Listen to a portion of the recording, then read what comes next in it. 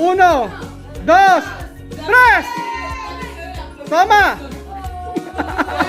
Yala, berhin niya!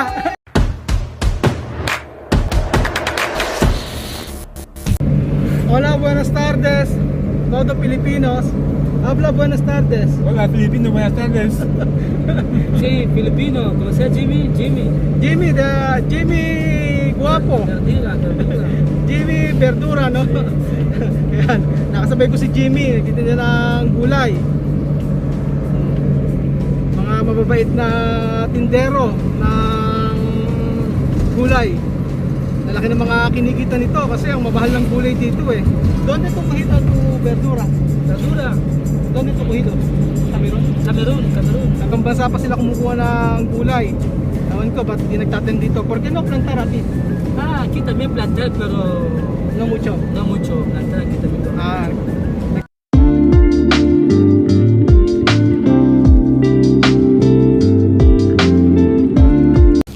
so ayan, dadaan muna ako sa mall namin bago ako pumunta sa palengke. Meron kasing discount ngayon sa Casamoda. Hanggang 70% yung mga damit, pabango. May mga oferta, daming sale.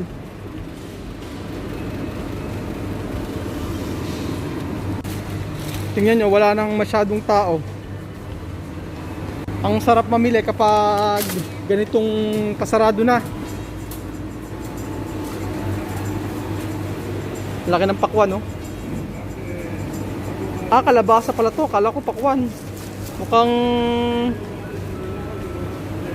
pakwan. Ganda lang tanong, oh.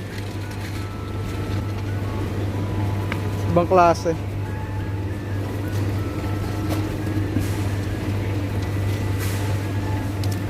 Ito yung masarap na pipino, oh.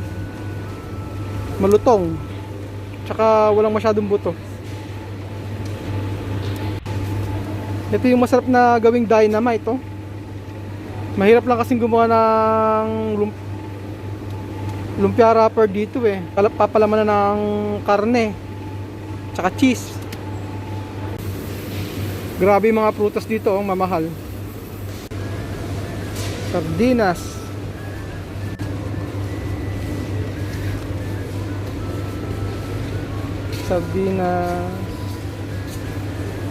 Mas masarap talaga yung sardinas sa atin sa Pilipinas, yung Master Ligo. Daming spices, oh. Tomillo po, pimienta negra.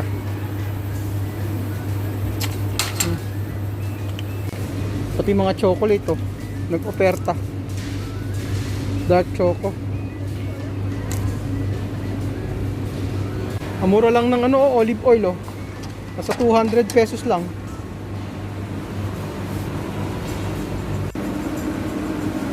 May ibang klaseng cheese, oh. Ito masarap to, yung Edam.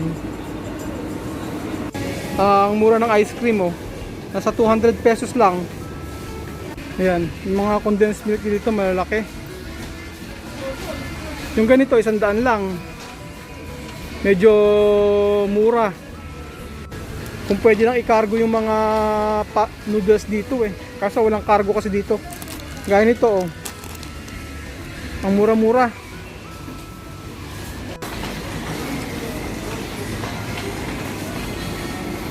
Ayan, mamimili muna ako bago ako magpagupit.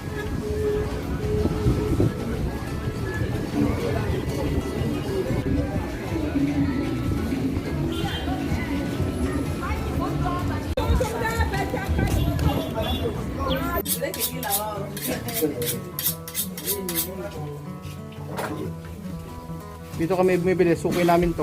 Si Abu. Hello, Abu. Ah, hola. So yan, dito na ako sa pagupitan. Sobrang init sa labas. Ang galing nga ng parlor nila, oh, kanya-kanyang lugar. Siguro kanya-kanya upa dito. Ayan, oh.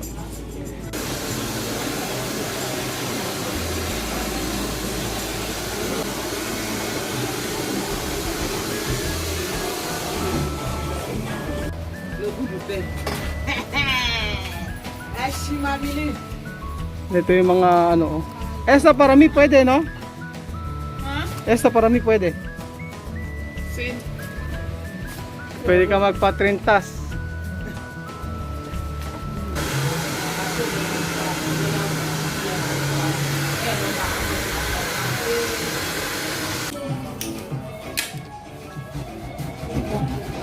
Ayan na po. Nagpaliyab na naman siya. Tapos ko lang gupitan. And then nagre-request si Marcelo. Wala daw ba, hindi raw ba ako magpapainom? Sabi ko hindi ako nagpapainom, pero kung gusto nila, maglaro tayo. Ayan si Marcelo. Kansado, no? Ayan. Gusto nila uminom. Parang malt lang to. Matamis. Hindi nakakalaseng. Ayan. So, ayan. Ang gagawin lang natin mga amigo ay unahan lang makaubos ng malta. Ayan. Ito yung inumin nila dito na matamis lang. Hindi ko alam ba't gusto nila to. Ayan. Una-unahan sila makaubos. Kung sino ang unang makaubos ay mananalo ng 10,000 o 1,000 pesos sa atin. And then yung matatalo may consolation prize na 200 o 2,000 sepas. So ang mga kasali sa ating games ay si Virginia, si Johnny, si Marcelo at saka si David. So, escúchame, mira, Ken Persona, tomar rápido, ganar 10,000, ¿no? ¿Por qué? ¿Tú quieres más? ¿Quién quiere? Yo contar hasta 3, ¿ah? Vale. 1, 2, 3. Toma. Yala, Virginia. David.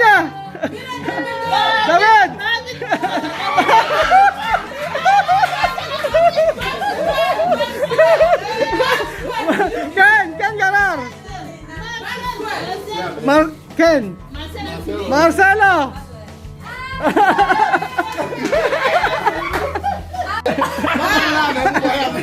Ayan, nagkakagulo na sa parlor. Yeah, Ken mas.